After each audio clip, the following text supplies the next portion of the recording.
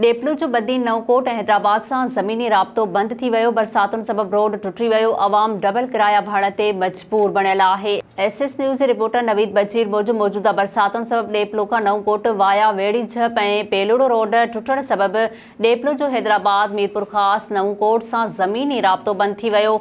समय ॻोठनि जा रहवासी मुश्किलातुनि खे मुंहुं ॾियण लॻा। 2011 वारी बोर्ड में डेपलो खां अरबाब ग़ुलाम रहीम जो ॻोठ ऐं हिन वक़्तु पीपी जे सूबाई वज़ीर अरबाब लुत्फुल्ला जे घर खेतलारी वारो रोड सिर्फ़ हिक भित टुटण जे करे अॼु ॾींहं ताईं बंदि आहे, जेको डेपलो वासियुनि खे बदीन हैदराबाद कराची सां मिलाईंदो हुयो ऐं बीमारीअ जे करे डेपलो खां बदीन सिर्फ़ 80 किलोमीटर हुयो, पर इहो रोड 11 साल गुज़रण जे बावजूद न ठही सघियो।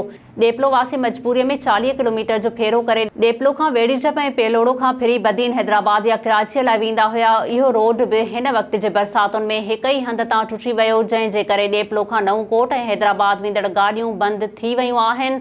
ज़रियनि खां मालूम थियो आहे त डीसी थरपारकर वटि उन रोड जी बजट बि आयल आहे, पर अञा ताईं रोड जो कमु न थी सघियो आहे। नाज़रीन, वधीक ख़बरूं ऐं अपडेट्स जे लाइ ॾिसंदा रहो एसएस न्यूज़ वेब चैनल। असांजे चैनल खे लाइक ऐं सब्सक्राइब करणु न विसारींदा।